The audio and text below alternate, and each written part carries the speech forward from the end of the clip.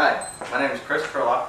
I'm here today talking to you about defensive driving, taking a defensive stance in your driving. And what I mean by defensive, I don't mean aggressive driving. We're just talking about more safer, more responsible driving on the roads out there every day today.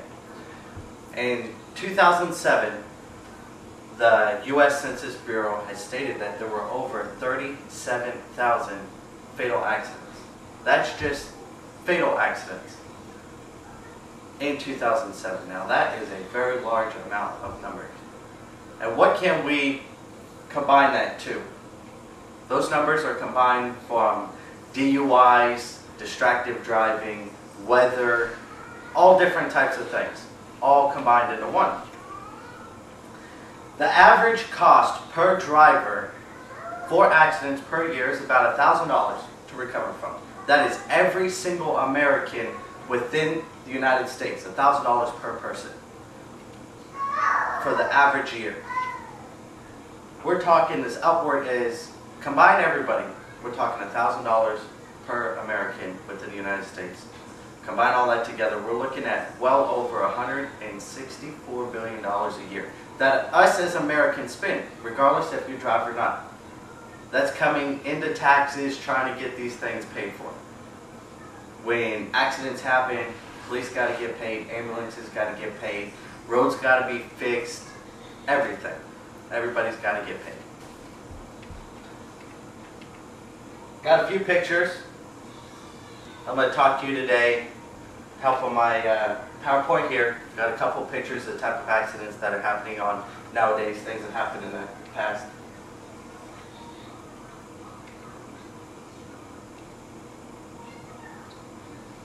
$16.5 million accidents in 1 year. We're talking about every 4 to 8 seconds there's an accident. Even as we speak, every 48 seconds there's an accident. Again, due to people not being alert, not utilizing their safety features, things of that sort.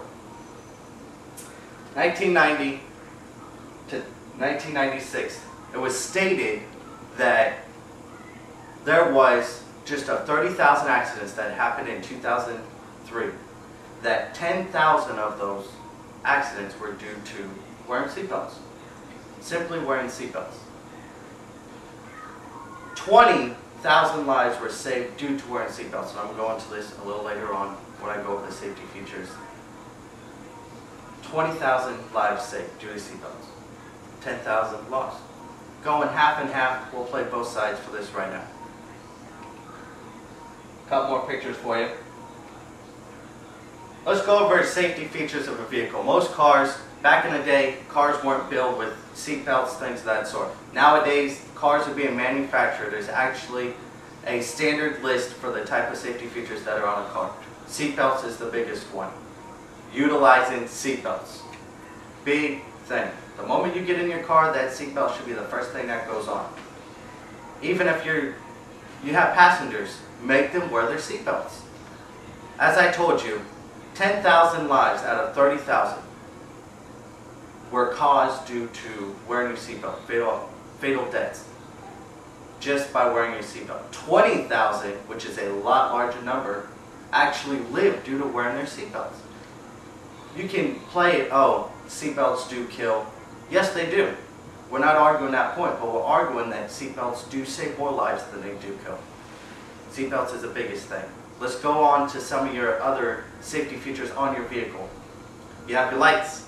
If it's dusk or it's dawn, those lights should be on. Inclement weather such as fog, rain, any of that, your lights should be on. It is there so other vehicles can see you, know where you're at, not to include so you can see these roadways.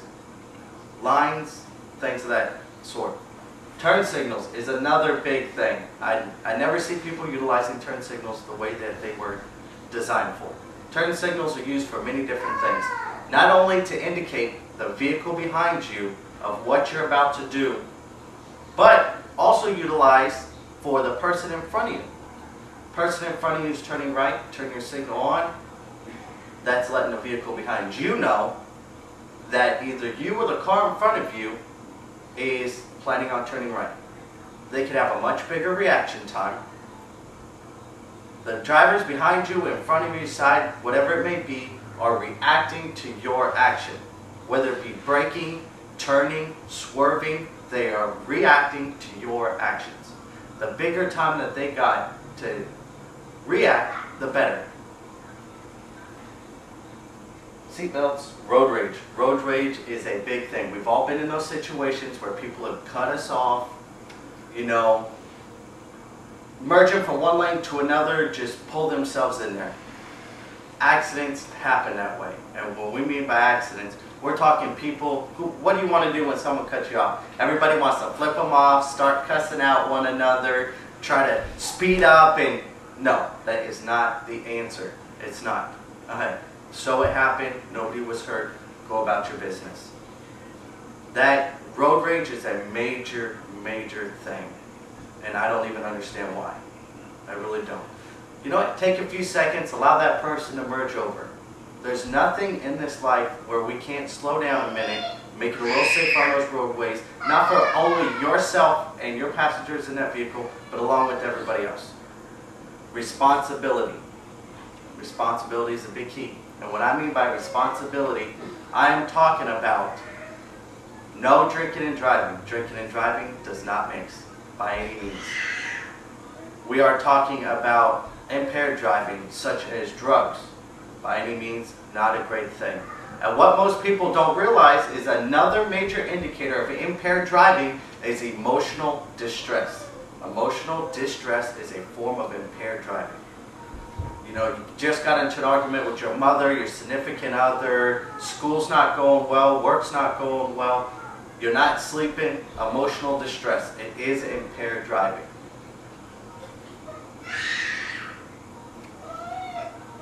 Worst possible thing to do, okay?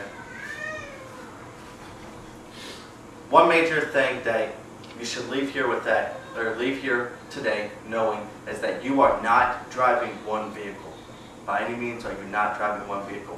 You're driving your vehicle, you're driving the vehicle in front of you, the vehicle behind you, the vehicle to the left of you, and the vehicle to the right of you. You at all times should be paying attention, being alert. Not only to debris in the road, situation around you, you are driving 5 vehicles all at once. Pay attention to what they're doing. They may not be paying attention, they may be distracted by the radio, cell phones, things of that sort. Keep those distractions out, stay alert, be responsible. Let's utilize those safety devices, turn signals, lights, horns, things of that sort.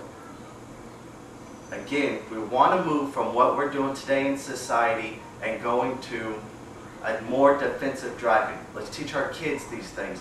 No distractions, no drinking and driving, being alert more. Not cutting through parking lots and parking spaces through parking lots. Other people can't see you, pedestrians can't see you, it's a big issue.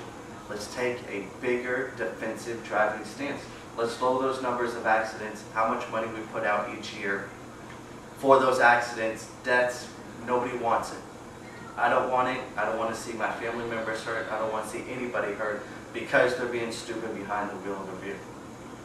Again, my name is Chris Kurloff, talking to you about defensive driving, safety issues, distractions, whether that sort.